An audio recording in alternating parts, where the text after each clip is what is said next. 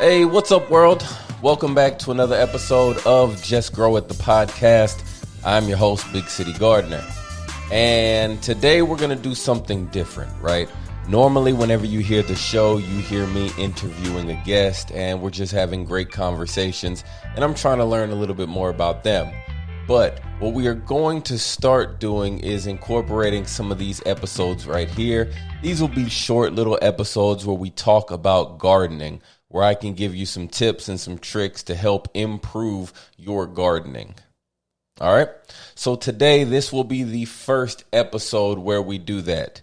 And in this episode, what we are talking about are the 3 steps or the 3 things that I make sure I pay attention to whenever I plan on starting a new garden. Okay.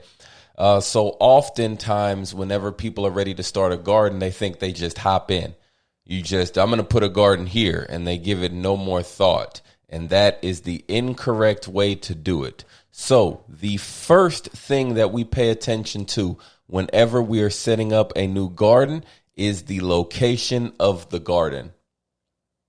Now, why is the location important? Well, one, where you locate or where you situate your garden determines how much sunshine it receives. And you know, if you know me, Big City Gardener, a lot of the things I talk about or deal with, they are related to growing your own food, because I believe everybody should grow their own food. But most food crops need a minimum of 6 hours of sunlight all day long in order to thrive. Okay. Now, they don't need 6 continuous hours of sunlight, but they need 6 total hours of sunlight. Meaning that if you get sun in your area from 10 a.m. until 2 p.m., well, that's 4 hours of sunlight right there, direct sunlight. And then you get some more sun later on in the afternoon, let's say 3 to 7. That would be another 4 hours. There you go. You would have 8 hours of direct sunlight. So the location is extremely important. We have to make sure that we pay attention to that. Also, when it comes to the location, we want to make sure that it is easily accessible. Okay, and by that I mean, whenever you go to set up a garden, you don't want to put your garden way on the other side of your house or far away from you. Okay, because when you're new to gardening, you need every sort of push or nudge or reminder for you to get out into the garden. And by having the garden close in an accessible area, that will remind you and inspire you to get outside and garden. Now, another thing dealing with the location is the way our garden faces. All right.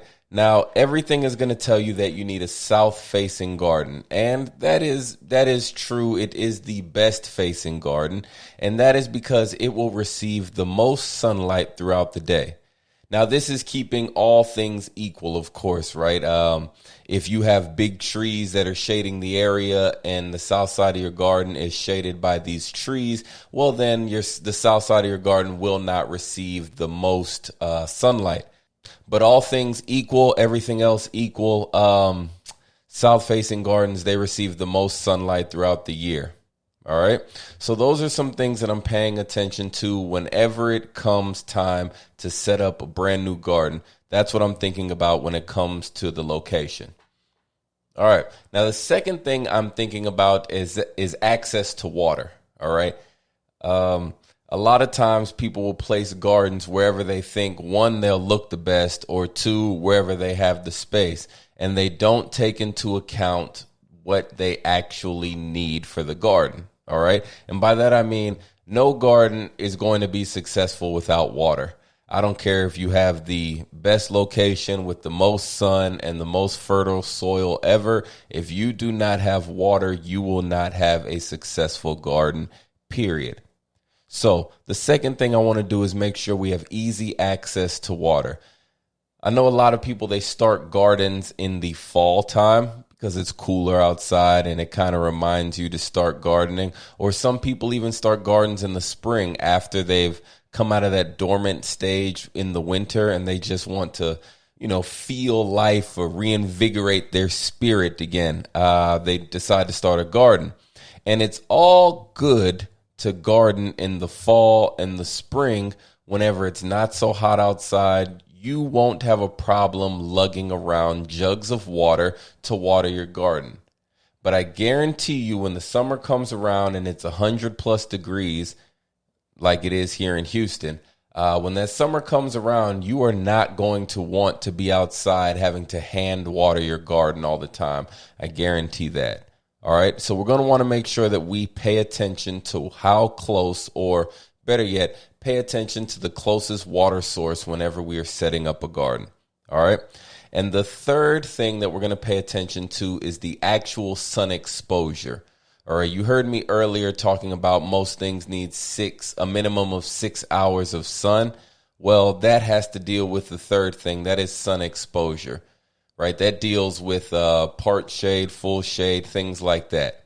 Now, like I said earlier, most things when it comes to gardening, they need a minimum of 6 hours of sun. And that sun does not need to be direct and continuous sun. It can be filtered sun, meaning the sun can come through some tree limbs and tree leaves and make its way down to your garden plot. And it can be sunshine that is broken up and separated into different sort of like hourly patterns, I guess.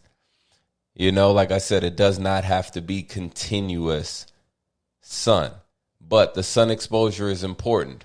Why is it important? Because certain crops, like I said, they need a minimum of 6 hours, but then some things, like everything that likes to fruit. So we're talking our tomatoes, our squash, our peppers, our eggplants, watermelons, cantaloupes, anything like that. Those kind of crops that put out a lot of fruit or big fruit, they need a minimum of 8 hours of sunlight. So paying attention to the sun exposure is extremely important because it ensures that we are planting the right crops in the right area. You don't want to plant something that needs 8+ hours of sun in an area that only gets 4 to 6 hours of sun. All right? So those are 3 things that I'm paying attention to whenever I'm starting a brand new garden. 1, the location. 2, the access to water. And 3, the sun exposure at or within that area. That's it for this episode. We'll go more in depth on setting up gardens and things of that nature in these up and coming episodes. So, as always, thank you for tuning in to another episode of Just Grow It. You know who I am, man. I'm your host, Big City Gardener. I hope you enjoyed this. It's really awkward, man. This is my first one where I'm not talking to somebody else and I'm just out here talking and telling you what's on my mind. Yeah, but I don't mind. Hopefully you found it informative. Hopefully you enjoyed it. If you did, please like, subscribe, share a friend, do all that good stuff, man. I'm gone. That's it. I'll talk to y'all later. And like always, don't forget to just grow it. Before I let you go, I need you to do more than one thing. First, I need you to like, comment, subscribe to the podcast. Second, I need you to tell a friend or two about the show if you enjoyed it. And if you have anybody you think I need to talk to, I should interview, send the name over, put it in the comments, or send me an email, igrow@BigCityGardener. And check me out, man, on Instagram and on all social media platforms, Big City Gardener. We out. Oh, almost forgot. Just grow it.